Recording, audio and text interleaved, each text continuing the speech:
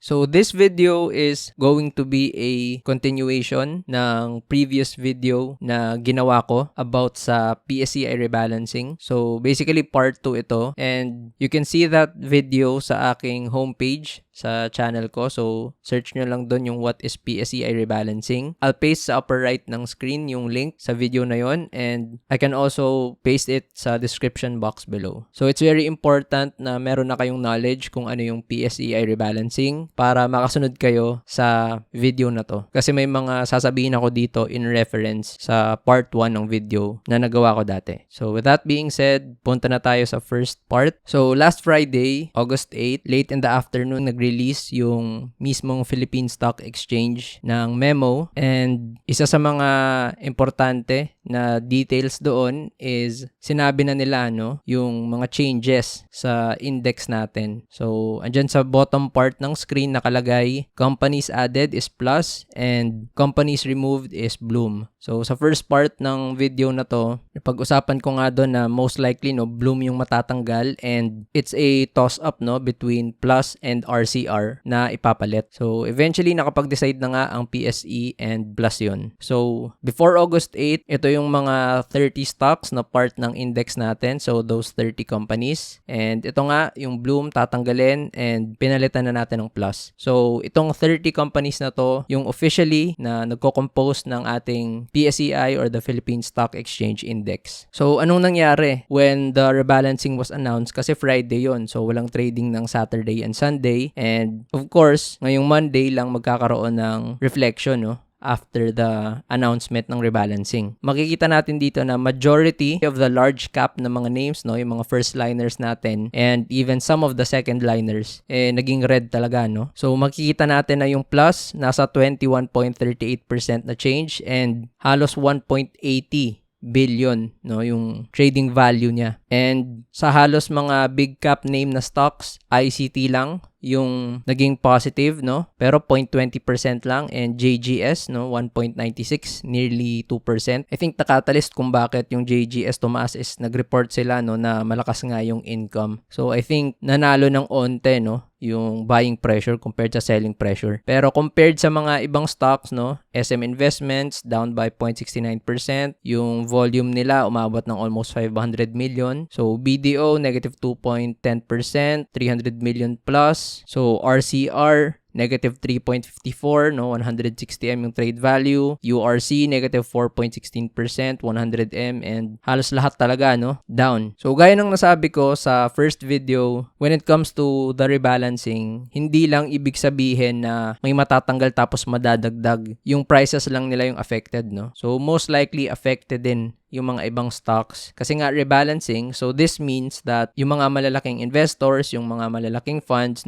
required din silang mag-rebalance ng portfolio nila. So ang ending, to give way sa stock na papasok sa PSEI, kailangan nilang bawasan yung mga holdings nila sa ibang stocks para magkaroon sila ng funds pangbili doon sa bagong ipapasok. So that explains why sobrang layo ng traded value ng plus, And hindi lang mga fund managers or malalaking institutional investors yung pumapasok dito. Syempre, nakakatulong sa buying pressure niyan yung mga speculators, 'di ba? Yung mga traders. Ang layo talaga, So times 2 ng ICT yung naging trading value ng plus. So punta tayo saglit sa mga charts. So andito tayo sa PSEI, and nakita nyo naman yung candle na to sa August 11. So, ang laki na pababa, momentum candle down. Although, hindi ganun kalaki ng sobra yung volume, pero significant pa rin yan na may drop siya. And kung mapapansin nyo, may previous arrow dito na pababa. Because sa previous stock chart analysis video ko, I was anticipating na PSEI will follow its downward channel. So, ito yan, yung upper part ng trend line, tapos bottom part ng trend line. So, sabi ko nun, kung hindi siya magkakaroon ng significant na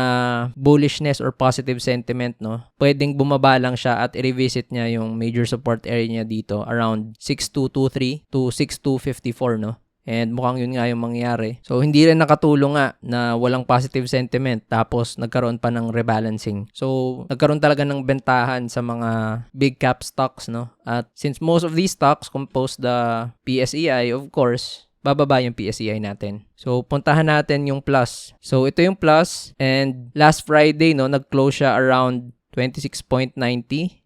And ito nga, nag-close siya ngayon sa around 32.65. So that's why more than 20% yung in-increase niya. So there are drawings here and key levels which I won't discuss anymore. Kung napanood nyo yung previous video ko regarding sa plus, so diniscuss ko dyan yung mga important na key levels. So you can just visit that, no? Punta lang kayo sa homepage ng channel, and pag nakita nyo doon, no, yung recent video ko na sa thumbnail may nakalagay na plus, ibig sabihin yun. Doon ko in-explain yung mga important levels na to. So, ang laki ng volume, no? So, average volume niya for the past few days mababa. Tapos, biglang tumaas, no? So, dahil dito sa rebalancing announcement. Tapos, puntahan naman natin yung RCR. So, supposedly, no, ito yung isang kinoconsider ng mga market players din kung hindi mapapasok yung plus sa index kasi nga because of the volatility. So, mukhang ang pinili pa rin nga talaga ng PSE is of course plus. So, ayun siya, pasok na siya ngayon, and yung RCR nagkaroon ng bentahan, no? So, probably yung mga pumasok dito sa stock na to na nagsispekulate na RCR yung ipapasok, siguro nag-cut sila, no, or naglabas sila ng allocation nila since wala na yung reason kung bakit sila pumasok sa RCR in the first place. So, I also discussed this sa previous video ko. Ayan yung mga key levels niya. So, you can just visit that video para malaman nyo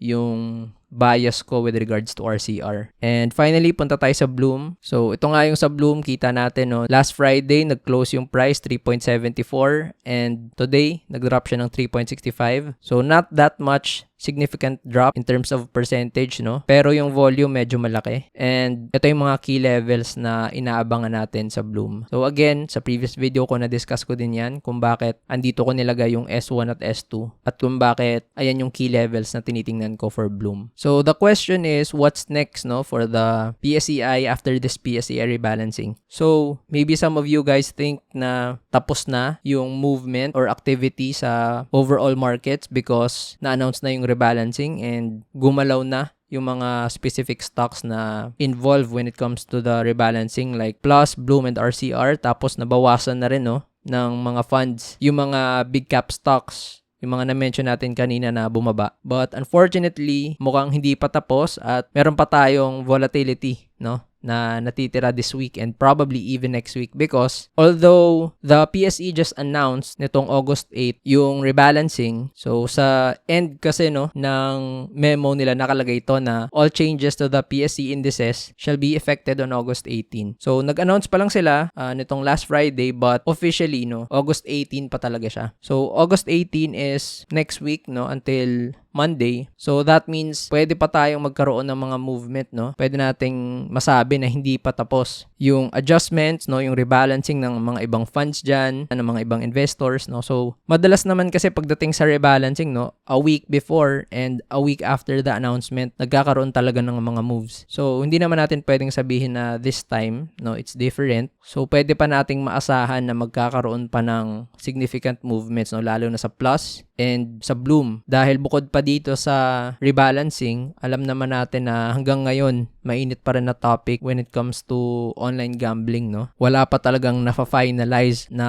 regulations when it comes to it. Although, leaning on more na talaga sa regulation and mukhang malayo na with regards to the total ban. And mukhang nagre-reflect naman ngayon sa mga stock prices and sa chart ng mga stocks na to, no? So, mukhang dapat natin abangan itong trading week. Hindi lang yung Plus at hindi lang yung Bloom, but also the big cap stocks. And kapag naging sobrang bearish talaga ng sentiment, pwedeng maapektuhan even the second liners pababa. So ayun lang, this ends the short video, yung part 2 with regards to the PSEI rebalancing. So I'll paste here sa screen yung first video nito, yung what is PSEI rebalancing, so you can click that and watch, so you can review and make it as a reference for this video. And also the recent stock chart analysis video that I did, kung saan andun yung technical discussion ko with regards to Plus, Bloom, and RCR. So thank you for watching this video.